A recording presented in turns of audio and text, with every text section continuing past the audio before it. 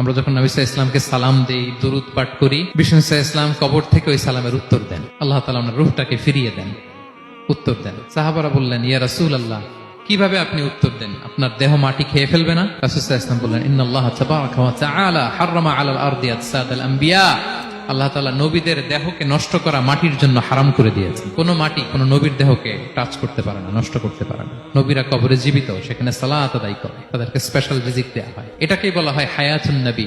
তিনি বারজাকি জগতে জীবিত, উনি উনার কবরে এখনো জীবিত অবস্থায় আছেন, হায়াতুন নবী। তবে আমরা এখন যেরকম জীবিত এরকম নয়, বারজাকি জগতের জীবিত। তিনি ইন্তেকাল করেছেন, মৃত্যুবরণ করেছেন, নিঃসন্দেহে তিনি বারজাকি জগতে চলে গিয়েছেন, কিন্তু সেই জগতে তিনি জীবিত। এবং বিষ্ণু সাল্লাল্লাহু আলাইহি ওয়াসাল্লাম বলেন, আজান শোনার পরে কেউ যদি এই দোয়াটা পড়ে, আল্লাহুম্মা রাব্বা হাযিহি দাওয়াতিত তাম্মা ওয়াস সালাতিল কাইমা আতি মুহাম্মাদানিল ওয়াসিলাতা ওয়াল ফাদিলা ওয়া বা'আথহু মাকামান মাহমুদা আল্লাযী ওয়া'আদতা, এই দোয়াটা